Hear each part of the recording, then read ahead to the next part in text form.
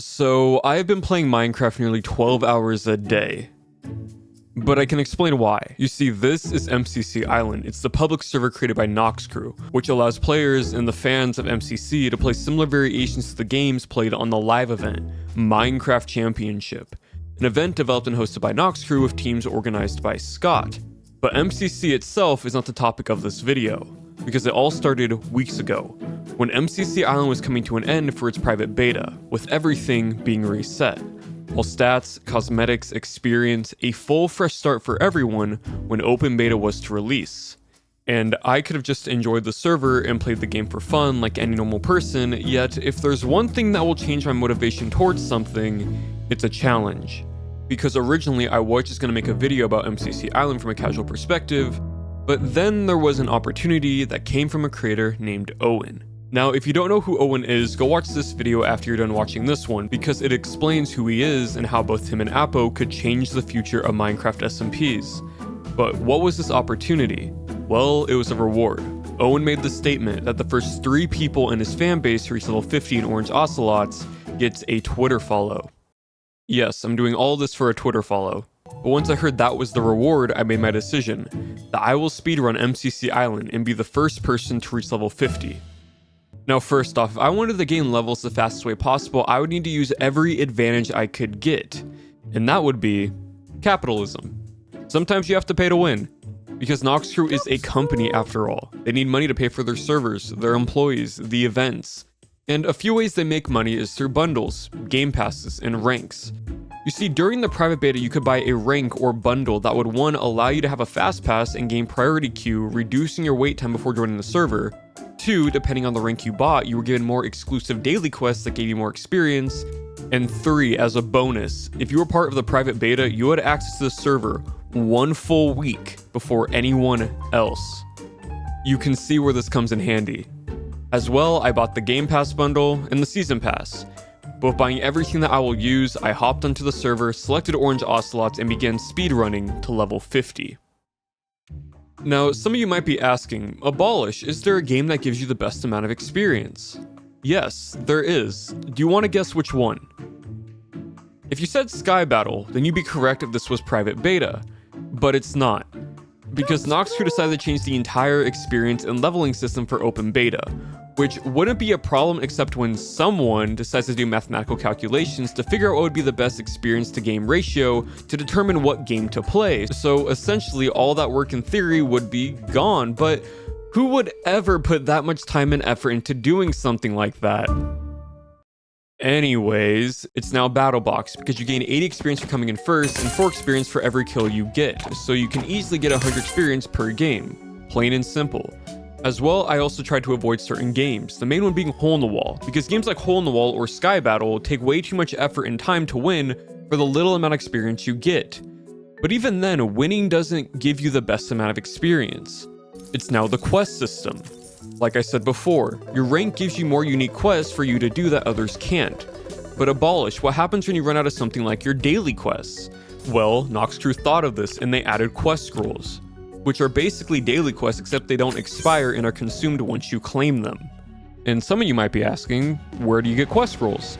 Well, you get quest scrolls from getting them from crates, chests, both the season and game passes, and buying them from the shops. So when I had coins, I bought quest scrolls, and when I had even more coins, I bought even more quest scrolls. As you can see, I have a lot of quest scrolls. So after spending roughly 12 hours of playing MCC Island, I finished day 1 at level 15. Now on day 2, I had a system figured out.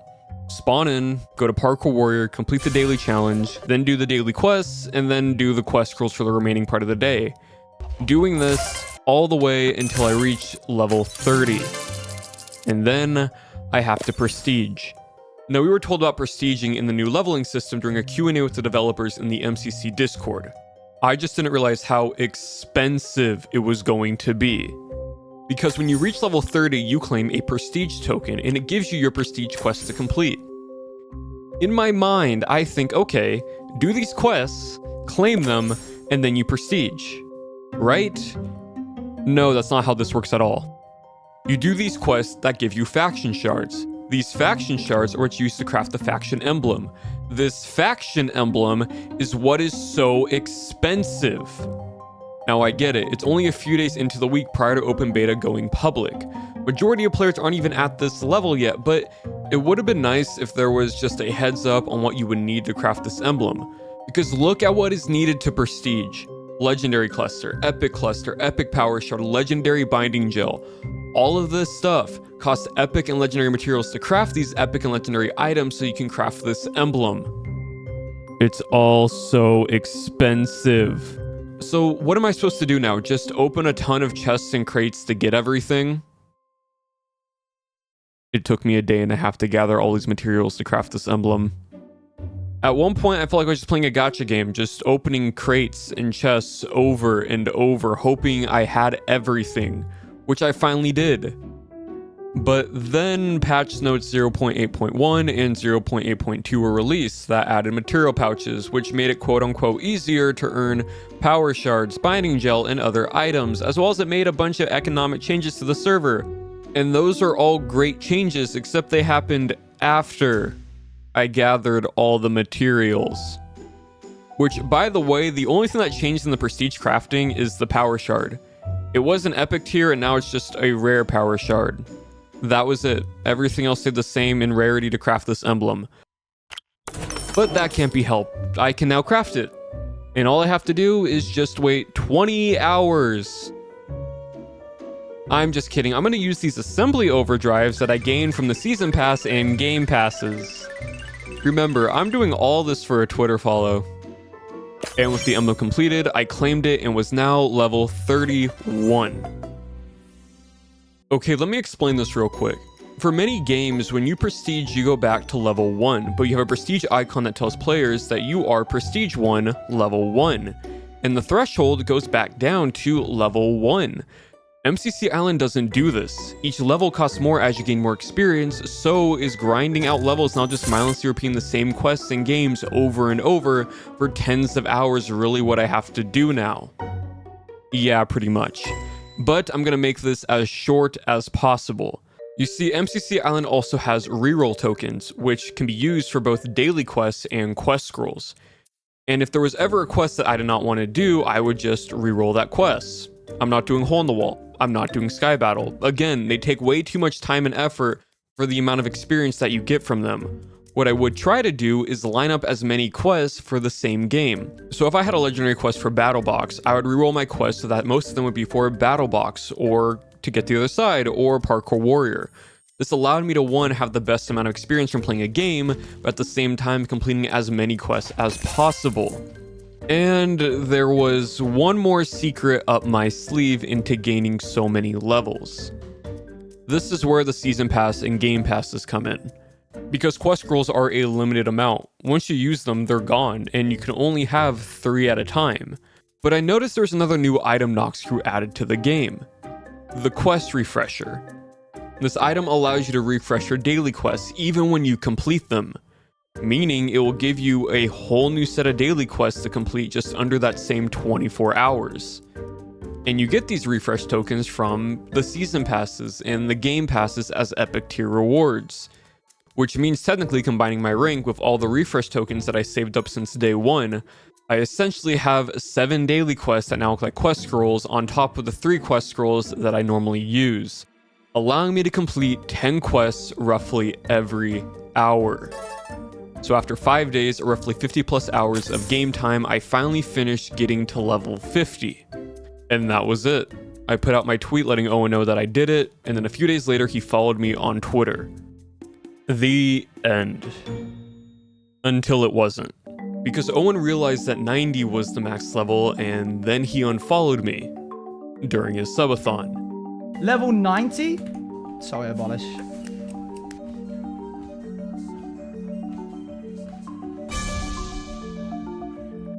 Also, you see that LMAO right there? Yeah, that's me responding to him doing this. And that's not a funny haha, that's a funny of realization that I now have to do another prestige emblem and 40 more levels. Luckily, I didn't have to do that, because he did it as a joke and right after he refollowed me. But everybody else, now it's 90, alright? making the exception because I reached level 50 before he realized it and then changed the rule for everyone else to be level 90. But I figured that was going to happen eventually. And Owen, if you're watching this, I knew what you meant from the very beginning. You meant max prestige, but you never said that. You said level 50. You were basing everything off the private beta and you didn't know the leveling system changed, but how could you? Because you have been busy with POW creations, streaming, working on a new SMP. You don't have time to listen to a random Q&A in the MCC Discord. But I do. And for those wondering why I didn't tell him these changed, well, for two reasons. For content, because what is better? A simple video knowing I reached max prestige, or you now realizing this entire video isn't about speedrunning against others. It's about speedrunning against the clock. With a big what if on the line, hoping Owen doesn't realize these changes before I reach level 50. And then I reveal this entire plot twist, giving you a whole new perspective on this video to why I did everything with such detail and haste in the first place. And two, I had this planned and ready since the beginning of May. Future reasons. If you're buying into something. Have you put in any work? No. Because it's all going to get reset. So it's impossible for you to have bought in. I actually built that wall too high. I need to go up here. You want to build it this side? Yes? No. Anything you've done so far is going to be reset. Someone's put in a lot of work. No, they haven't. All of your levels get reset. Nothing that you have going into open beta stays with you. You'll see. What does that mean? Owen, you were correct. Everything I've done in-game has been reset, but the amount of time and effort I put into my videos outside of the game is what you'll see. Now, I might lose my Twitter follow after revealing all this. And of course, all this is just lighthearted fun for content. But I do want to say on a technicality, Owen, you did say level 50. I just got there before you realized it. So in the end, we win these.